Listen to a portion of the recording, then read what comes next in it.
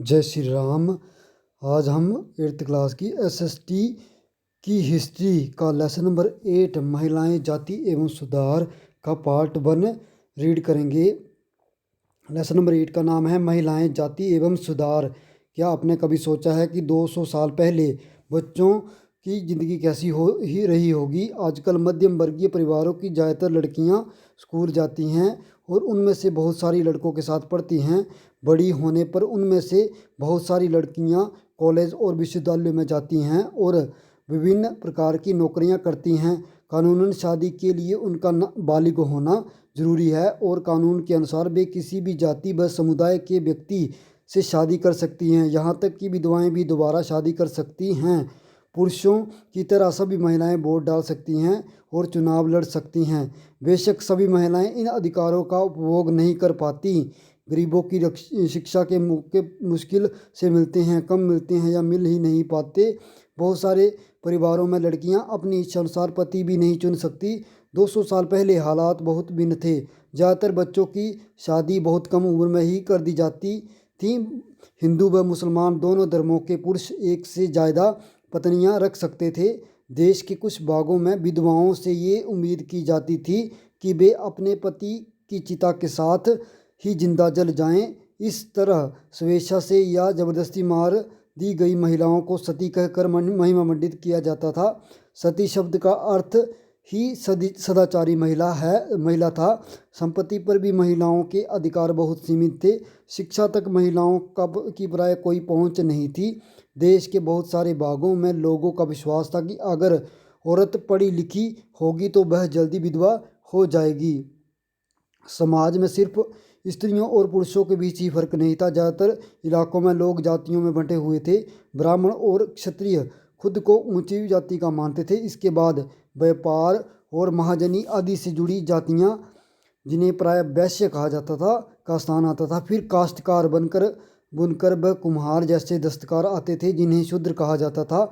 इस श्रेणी क्रम की सबसे निचली पायदान पर ऐसी जातियां थीं जो गांवों शहरों को साफ सुथरा रखती थी या ऐसे काम धंधे करती थी जिन्हें ऊंची जातियों के लोग दूषित कार्य मानते थे, यानी ऐसे काम जिनकी वजह से उनकी जाति भ्रष्ट हो जाती थी। ऊंची जातियां निचले पायदान पर खड़ी इन जातियों के लोगों को अछूत मानती थी। इन लोगों को मंदिरों में प्रवेश करने, स्वर्ण जातियों के इस्तेमाल वाले कुओं से पानी निकालने या ऊंची जातियों के आधिपत्य वाले गाढ़ तालाबों पर नहाने की छूट नहीं होती थी। उन्हें निम्न दर्जे का मनुष्य माना जाता था। 19वीं और 20वीं सदी के दौरान इनमें से बहुत सारे कायदे कानून और नज़रिए धीरे धीरे बदलते गए। आइए देखें कि ऐसा कैसे हुआ। पहले इसको समझने से पहले मैं इसको पढ़ देता हूँ। सती बाल्थाजर साल्विन द्वारा बनाया गया चित्र 1813। भारत आने वाले यूरोपीय चित्रकारों द्वारा बनाई गई सती की बहुत सारी तस्वीरों में से एक है। सती प्रथा को पूर्वी समाजों की बर्बरता के सबूत के तौर पर देखा जाता था। तो जैसे कि लेसन का नाम है महिलाएं जाति एवं सुधार, तो इन्होंने बताया कि आजकल जैसे लड़कियां स्कूल जाती हैं, कॉलेज में जाती हैं, इसके अलावा जॉब्स वगैरह करती हैं, अपनी मनपसंद शादी करने का अधिकार है। लेकिन आज से 200 साल पहले ये अधिकार महिलाओं के पास नहीं थे। ठीक है, उनको स्कूल जाने की छूट नहीं थी और जो महिलाएं हैं वो घर की चारदीवारी के अंदर रहकर ही घर के कार्य करती थी। ठीक है, इसके अलावा उनके पति की मौत होने पर उनके कुछ ऐसे समुदाय हैं जिनमें कि लड़कियों को सती कर दिया जाता था ना।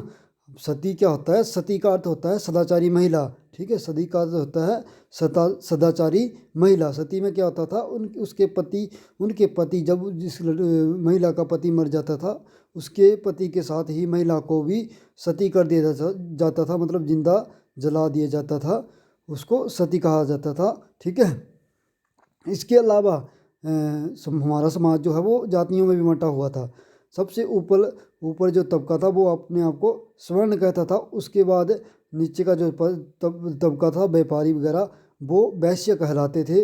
और सबसे नीचे का जो तबका था जो कि जो कार्य अछूत समझे जाते हैं, ठीक है, जिनको निचले दर्जे का कार्य माना जाता था, वो लोग उनको करते थे। ठीक है, और उनके साथ उनको जैसे जो स्वर्ण जो थे उनके मंदिरों में जाने की आज्ञा नहीं थी, कुओं में पानी भरने की आज्ञा नहीं थी। ठीक है, ये वाली व्यवस्था थी, है ना। तो इसको सुधारने के लिए जो प्रयास किए इसके बारे में हम आगे रीड करेंगे। परिवर्तन की दिशा में उठते कदम। 19वीं सदी की शुरुआत से ही हमें सामाजिक रीति रिवाजों और मूल्य मान्यताओं से संबंधित बहस मुबाहिसे और चर्चाओं का स्वरूप बदलता दिखाई देता है। इसकी एक अहम वजह ये थी कि संचार के नए तरीके विकसित हो रहे थे। पहली बार किताबें, अखबार, पत्रिकाएं, पर्चे और पुस्तिकाएं छप रही थी। ये चीज़ें ना केवल पुराने साधनों के मुकाबले सस्ती थी, बल्कि उन पांडुलिपियों के मुकाबले ज़्यादा लोगों की पहुंच में भी थी, जिनके बारे में आप कक्षा 7 में पढ़ चुके हैं। लिहाजा आम लोग भी उन चीज़ों को पढ़ सकते थे।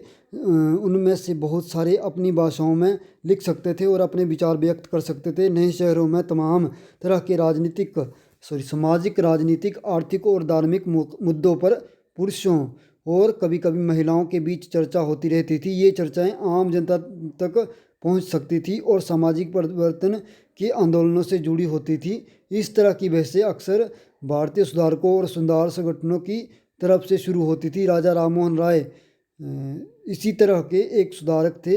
राजा राममोहन राय जो हैं वो 1772 से 1833 तक इनका जीवन काल है। उन्होंने कलकत्ता में ब्रह्मो सभा नाम के एक सुधारवादी संगठन बनाया था। ब्रह्मो सभा की स्थापना 1830 ईस्वी में हुई थी, है ना, जिससे बाद में ब्रह्मो समाज के नाम से भी जाना गया। ब्रह्मो समाज की स्थापना 1830 ईस्वी में हुई थी। राजा राममोहन राय जैसे लोगों को सुधारक इसलिए कहा जाता है क्योंकि वे मानते थे कि समाज में परिवर्तन लाना और अन्यायपूर्ण तौर तरीकों से छुटकारा पाना जरूरी है। उनका विचार था कि इस तरह के परिवर्तन लाने के लिए लोगों को इस बात के लिए प्रेरित किया जाना चाहिए कि वे पुराने व्यवहार को छोड़कर जीवन का नया ढंग अपनाने के लिए तैयार हों। राजा राममोहन राय देश में पश्चिमी शिक्षा का प्रसार करने और महिलाओं के लिए ज़्यादा स्वतंत्रता व समानता के पक्षधर थे। उन्होंने इस बारे में लिखा है कि किस तरह महिलाओं को जबरन घरेलू कामों में बांध कर रखा जाता था। उनकी दुनिया घर और रसोई तक ही सीमित कर दी जाती थी और उन्हें बाहर जाकर पढ़ने लिखने की इजाज़त नहीं दी जाती थी।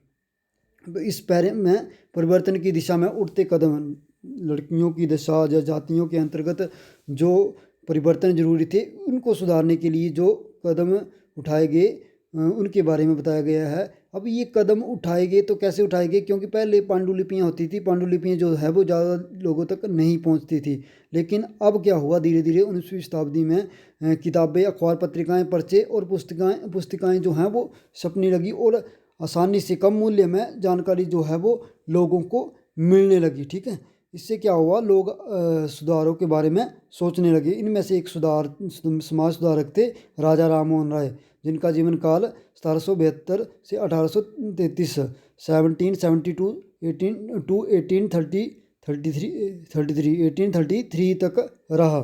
ठीक है, उन्होंने सुधार करने के लिए बहुत प्रयास किए, विधवाओं की ज़िंदगी में बदलाव लाने की कोशिश। राजा राममोहन राय इस बात से काफ़ी दुखी थे कि विधवा औरतों को अपनी ज़िंदगी में भारी कष्टों का सामना करना पड़ता है। इसी बात को ध्यान में रखते हुए उन्होंने सती प्रथा के खिलाफ मुहिम छेड़ी थी। राजा राममोहन राय संस्कृत, फारसी तथा अन्य कई भारतीय एवं यूरोपीय भाषाओं के अच्छे ज्ञाता थे। उन्होंने अपने लेखन के जरिए ये सिद्ध करने का प्रयास किया कि प्राचीन ग्रंथों में विधवाओं को जलाने की अनुमति नहीं दी गई है, जैसा कि आपने अध्याय 7 में पढ़ा है। 19वीं सदी के प्रारंभ तक बहुत सारे अंग्रेज अफसर भी भारतीय परंपराओं और रीति रिवाजों की आलोचना करने लगे थे। वे राजा राममोहन राय के विचारों को सही मानते थे क्योंकि उनकी एक विद्वान व्यक्ति के रूप में प्रतिष्ठा थी। फलस्वरूप 1829 ईस्वी में सती प्रथा पर पाबंदी लगा दी गई। राजा राममोहन राय ने इस अभियान के लिए जो रणनीति अपनाई उसे बाद के सुधारकों ने भी अपनाया। जब वे किसी हानिकारक प्रथा को चुनौती देना चाहते थे तो अक्सर प्राचीन धार्मिक ग्रंथों से ऐसे श्लोक या वाक्य ढूंढने का प्रयास करते थे जो उनकी सोच का समर्थन करते हों। इसके बाद वे दलील देते थे कि स्वबंधित संबंधित वर्तमान रीति रिवाज प्रारंभिक परंपरा के खिलाफ हैं। तो ये आप राजा राम मोहन राय की तस्वीर देख सकते हो। इसको रेमब्रांट पील द्वारा बनाया गया था 1833 में। ठीक है, तो विधवाओं की ज़िंदगी में बदलाव लाने की कोशिश की गई थी राजा राम मोहन राय, है ना, राजा राम मोहन राय ने।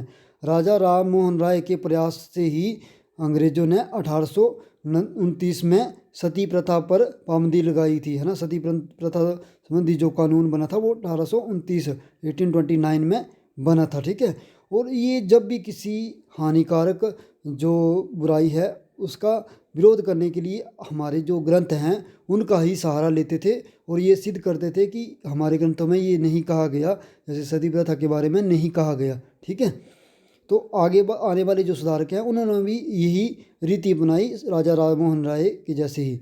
अब ये एक त्यौहार है, ये हमारी प्रथा थी, एक कुंडों पर झूलने का त्यौहार। इस लोकप्रिय त्यौहार में भक्त पारंपरिक अनुष्ठानों के तहत अजीब तरह से कष्ट सहने का अभ्यास करते थे। वे अपनी खाल में कुंडा बेधकर एक झूले पर लटक जाते थे।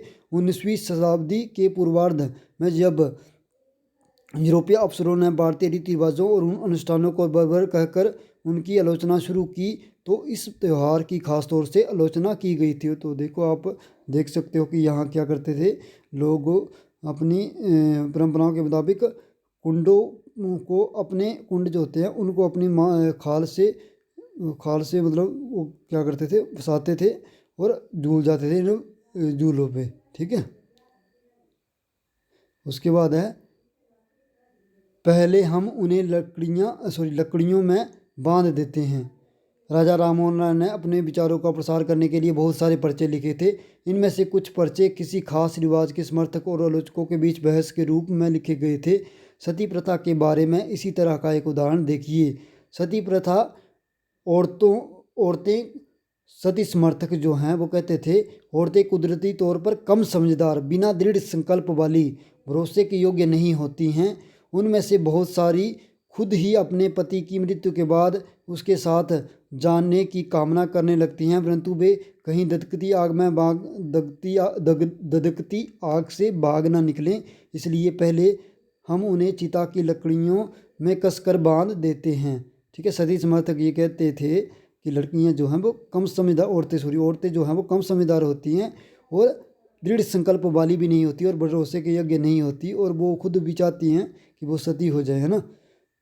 लेकिन जो सती विरोधी थे उनका क्या कहना था, आप लोगों ने महिलाओं को अपनी स्वाभाविक क्षमता का प्रदर्शन करने का सही मौका ही कब दिया? फिर भला तुम ये कैसे कह सकते हो कि उनमें समझ नहीं होती? अगर ज्ञान और शिक्षा के बाद भी कोई व्यक्ति न समझ सकता हो या पढ़ाई गई चीज़ों का ग्रहण न कर पाए तो हम उसे अक्षम मान सकते हैं, परंतु अगर तुम औरतों को पढ़ने का मौका ही नहीं दोगे तो तुम उन्हें कमतर कैसे कह सकते हो?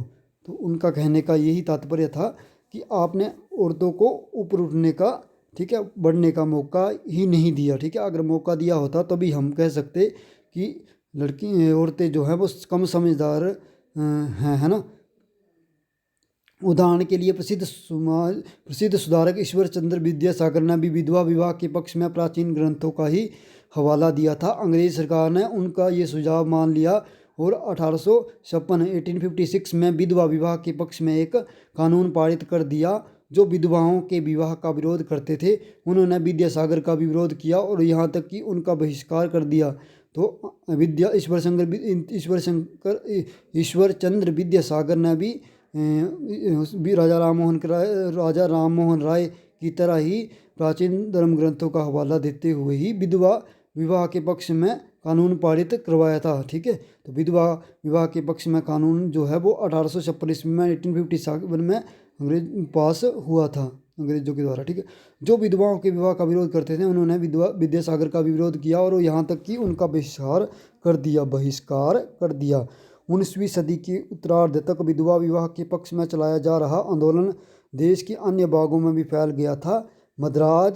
मद्रास प्रेसिडेंसी के तेलुगु भाषी इलाकों में वीरे शलिंगम पंतुलु ने विधवा विवाह के समर्थन में एक संगठन बनाया था।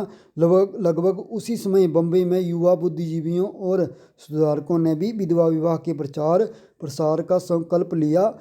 उत्तर में आर्य समाज की स्थापना करने वाले स्वामी दयानंद सरस्वती ने भी विधवा विवाह का समर्थन किया। इसके बावजूद विवाह करने वाली विधवा महिलाओं की संख्या काफ़ी कम थी। विवाह करने वाली महिलाओं को समाज में आसानी से स्वीकार नहीं किया जाता था। इस तरह रूढ़िवादी तबके इस नए कानून का विरोध करते रहे। आप देख सकते हो तो किस प्रकार विधवा विवाह के समर्थन में किस प्रकार आंदोलन पूरे भारत में फैला हुआ था, है ना, इसको प्राप्त करने के लिए। ये हैं स्वामी दयानंद सरस्वती जी की पिक्चर। स्वामी दयानंद सरस्वती ने 1875 में आर्य समाज की स्थापना की थी। आर्य समाज ने हिंदू धर्म को सुधारने का प्रयास किया था। तो 1875 में स्वामी दयानंद सरस्वती के द्वारा आर्य समाज की स्थापना की गई थी। उसके बाद है लड़कियां स्कूल जाने लगती हैं। बहुत सारे सुधारकों को लगता था कि महिलाओं की दशा सुधारने के लिए लड़कियों को शिक्षित करना जरूरी है। कलकत्ता में विद्यासागर और बम्बई में बहुत सारे अन्य सुधारकों ने लड़कियों के लिए स्कूल खोले। 19वीं सदी के मध्य में जब इस तरह के प्रारंभिक स्कूल खुले तो बहुत सारे लोग उनसे डरते थे। लोगों को भय था कि स्कूल वाले लड़कियों को घर से निकाल ले जाएंगे और उन्हें घरेलू कामकाज नहीं करने देंगे। स्कूल जाने के लिए लड़कियों को सार्वजनिक स्थानों से गुजर कर जाना पड़ता था। बहुत सारे लोगों को लगता था कि इससे लड़कियां बिगड़ जाएंगी। उनकी मान्यता थी कि लड़कियों को सार्वजनिक स्थानों से दूर रहना चाहिए। फलस्वरूप 19वीं सदी में पढ़ने लिखने वाली ज़्यादातर महिलाओं को उनके उदार विचारों वाले पिता या पति की देख रेख में घर पर ही पढ़ाया जाता रहा। कई महिलाओं ने बिना किसी की मदद के खुद ही पढ़ना लिखना सीखा। क्या आपको याद है पिछले साल की सामाजिक एवं राजनीतिक जीवन पुस्तक में आप रास सुंदरी देवी के बारे में क्या पढ़ा था? वे ऐसी महिलाओं में से थी जिन्होंने रात में दिए की टिमटिमाती लो में चोरी छिपे ही लिखना पढ़ना सीखा था।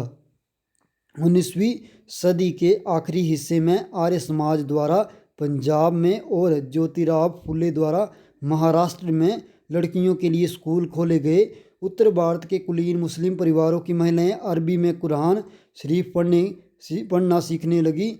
उन्हें घर पर ही पढ़ाने के लिए शिक्षिकाएं रखी जाती थी। इस स्थिति को देखते हुए मुमताज़ अली जैसे कुछ सुधारकों ने कुरान शरीफ का कई आयतों का हवाला देकर कहा कि महिलाओं को भी शिक्षा का अधिकार मिलना चाहिए। 19वीं सदी के आखिर से ही उर्दू में उपन्यासों का सिलसिला शुरू हुआ। इन उपन्यासों में महिलाओं को इस बात के लिए प्रोत्साहित किया जाता था कि वे धर्म और घरेलू साज संभाल के बारे में पढ़ें।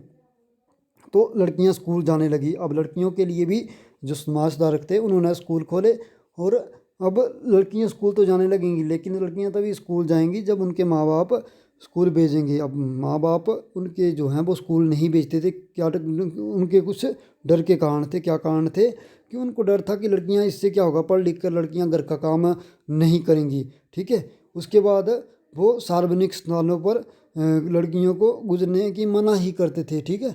और इसके अलावा वो सोचते थे कि अगर लड़कियां पैदल चलकर सार्वजनिक स्थानों से गुजरते हुए स्कूल तक जाएंगी तो वो क्या करेंगी, बिगड़ जाएंगी। ठीक है। इसके अलावा ये आप ईश्वर चंद्र विद्यासागर की फ़ोटो देख सकते हो। हिंदू महाविद्यालय की छात्राएं। 19वीं शताब्दी में जब लड़कियों के लिए स्कूल खोले गए तो आमतौर पर माना जाता था कि लड़कियों की पढ़ाई लिखाई लड़कों की पढ़ाई लिखाई से कम सख्त होनी चाहिए। हिंदू महिला विद्यालय ऐसे शुरुआती संस्थानों में से था। यहाँ वही शिक्षा दी जाती थी जो उस समय लड़कों को दी जा रही थी। ठीक है। इसके अलावा भी आपने पढ़ा कि कैसे मुस्लिम परिवारों की महिलाओं ने भी लड़कियों को पढ़ाने के लिए प्रयास किए, स्पेशली जो मुस्लिम महिलाएं थी, जब लड़कियां थी। ठीक है। महिलाओं के बारे में महिलाएं लिखने लगी। अब महिलाओं ने भी आवाज़ उठाना शुरू कर दिया था। फिर 20वीं सदी की शुरुआत से ही बहुत सारी मुस्लिम महिलाओं ने महिला शिक्षा को बढ़ावा देने के लिए अहम भूमिका अदा की। जैसे भोपाल की बेगमों ने अलीगढ़ में लड़कियों के लिए प्राथमिक स्कूल खोला। बेगम रुकैया सखावत हुसैन भी इस प्रकार की एक प्रभावशाली महिला थी जिन्होंने कलकत्ता और पटना में मुस्लिम लड़कियों के लिए स्कूल खोले। वह रूढ़िवादी विचारों की कटु आलोचक थी और उनका मानना था कि प्रत्येक धर्म के धार्मिक नेताओं ने औरतों को निचले दर्जे में रखा है। 1880 के दशक तक आते आते भारतीय महिलाएं विश्वविद्यालयों में प्रवेश लेने लगी थी। उनमें से कुछ चिकित्सक और कुछ शिक्षिका बन गई। बहुत सारी महिलाएं लिखने लगीं और उन्होंने समाज में महिलाओं की स्थिति पर अपने आलोचनात्मक विचार प्रकाशित किए। पूना में घर पर ही रहकर शिक्षा प्राप्त करने वाली ताराबाई शिंदे ने स्त्री पुरुष तुलना नाम से एक किताब प्रकाशित की, जिसमें पुरुष और महिलाओं के बीच मौजूद सामाजिक फर्कों की आलोचना की गई थी। तो स्त्री पुरुष तुलना नामक किताब किसने लिखी? ताराबाई शिंदे जी ने, ठीक है, जो कि पूना में रहती थी, है ना। संस्कृत की महान विद्वाना पंडिता रमाबाई का मानना था कि हिंदू धर्म महिलाओं का दमन करता है। उन्होंने ऊंची जातियों की हिंदू महिलाओं की दुर्दशा पर एक किताब भी लिखी थी। उन्होंने पूना में एक विधवा गृह की स्थापना की। यहाँ ससुराल वालों के हाथों अत्याचार झेल रही महिलाओं को पनाह दी जाती थी। वहाँ महिलाओं को ऐसी चीज़ें सिखाई जाती थी कि जिनके सहारे वे अपनी रोजी रोटी चला सके। जाहिर है कि इन सब बातों में रूढ़िवादी खेमे के लोग काफ़ी आग बबूला हो गए। उदाहरण के लिए बहुत सारे हिंदू राष्ट्रवादियों को लगने लगा था कि हिंदू महिलाएं पश्चिमी तौर तरीके अपना रही हैं, जिससे हिंदू संस्कृति भ्रष्ट होगी और पारिवारिक संस्कार नष्ट हो जाएंगे। रूढ़िवादी मुसलमान भी इन बदलावों के नतीजों को लेकर चिंतित थे। जैसा कि आप देख सकते हैं 19वीं सदी के आखिर तक खुद महिलाएं भी सुधारों के लिए बढ़ चढ़कर प्रयास करने लगी थीं। उन्होंने किताबें लिखी, पत्रिकाएं निकाली, स्कूल और प्रशिक्षण केंद्र खोले तथा महिलाओं को संगठित किया। 20वीं सदी की शुरुआत से वे महिलाओं का मताधिकार, बेहतर स्वास्थ्य सुविधाएं और शिक्षा के अधिकार के बारे में कानून बनवाने के लिए राजनीतिक दबाव समूह बनाने लगी थीं। उनमें से कुछ महिलाओं ने 1920 के दशक के बाद विभिन्न प्रकार के राष्ट्रवादी और समाजवादी आंदोलनों में हिस्सा भी लिया। 20वीं शताब्दी में जवाहरलाल नेहरू और सुभाष चंद्र बोस जैसे नेताओं ने महिलाओं के लिए और अधिक स्वतंत्रता व समानता की मांगों का समर्थन किया। राष्ट्रीय नेताओं ने आश्वासन दिया कि स्वतंत्रता मिलने पर सभी पुरुषों व महिलाओं को वोट डालने का अधिकार दे दिया जाएगा, परंतु उनका आह्वान था कि जब तक स्वतंत्रता नहीं मिल जाती तब तक महिलाओं को अंग्रेजी राज विरोधी संघर्ष में ही जोर लगाना चाहिए। इसके अलावा आप ये देख सकते हो पंडिता रमाबाई जी की पिक्चर, है ना। जब औरत का पति मर जाता है, अपनी पुस्तक स्त्री पुरुष तुलना में ताराबाई शिंदे जी ने लिखा था, क्या औरत को अपनी ज़िंदगी उतनी ही प्यारी नहीं होती जितनी कि तुम्हें तुम्हारी ज़िंदगी प्यारी है? ये तो कुछ ऐसी बात हो गई मानो महिलाएं पुरुषों से बिल्कुल अलग चीज़ों से बनी हो, मानो वे धूल या चट्टानों या जंग लगे लोहे से बनी हो और तुम्हारी ज़िंदगी शुद्ध सोने की बनी हो। तुम मुझसे पूछते हो कि मेरा क्या मतलब है। मेरा मतलब ये है कि जब औरत का पति मर जाता है तो उसका क्या हश्र होता है। नाई आता है और उसके लहराते बाल साफ कर देता है सिर्फ इसलिए कि तुम्हारी आंखों को ठंडक पड़ जाए। उससे शादी ब्याह आवोभगत और उन शुभ अवसरों से बहिष्कृत कर दिया जाता है जहां विवाहित महिलाएं जाती हैं। और भला इन पाबंदियों की वजह क्या है? क्योंकि उसका पति मर चुका है, वह अभागी है, दुर्भाग्य उसके माथे पर खुदा हुआ है, उसका चेहरा देखा नहीं जाता, ये अशुभ होता है। तो ये ताराबाई शिंदे ने स्त्री पुरुष तुलना नामक अपने उसमें कहानी में लिखा है। कहानी नहीं, अपनी जो किताब है उसमें लिखा है, ठीक है। तो इसमें स्पेशली विधवा जब कोई औरत हो जाती है उसकी जो लाइफ होती है उसके बारे में है ये, है ना। तो स्त्रियाँ जब पढ़ लिख कर नौकरी लग गई थी तो इस बारे में यही बताया गया है कि उन्होंने किस प्रकार अपने लिए आवाज़ उठाई थी। ये आपने पढ़ भी लिया। उसके बाद है बाल विवाह के विरुद्ध कानून।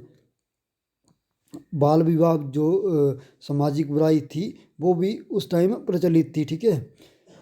महिला संगठनों के विकास तथा इन मुद्दों पर हो रहे लेखन की वजह से सुधारों के पक्ष में आवाज़ और मजबूत हुई। लोग बाल विवाह जैसी स्थापित परंपराओं को चुनौती देने लगे।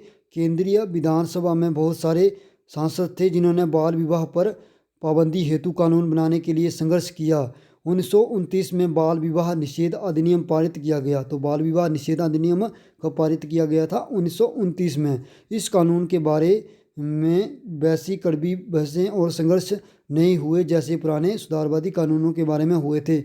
इस कानून के अनुसार 18 साल से कम उम्र के लड़के और 16 साल से कम उम्र की लड़की की शादी नहीं की जा सकती। बाद में ये उम्र बढ़ाकर क्रमशः 21 साल व 18 साल कर दी गई है। ठीक है, 8 साल की देख सकते हो आप, 8 साल की दुल्हन और जो दुल्हा है वो हमें ज़्यादा एज का दिखाई दे रहा है। ये 20वीं शताब्दी की शुरुआत में एक बाल वधू का चित्र है। क्या आपको पता है कि आज भी हमारे समाज में 20% से ज़्यादा लड़कियों की शादी 18 साल से पहले ही हो जाती है? तो इसके अगले पार्ट में हम जाति और समाज सुधार और आगे के जो टॉपिक हैं उनको रीड करेंगे। धन्यवाद।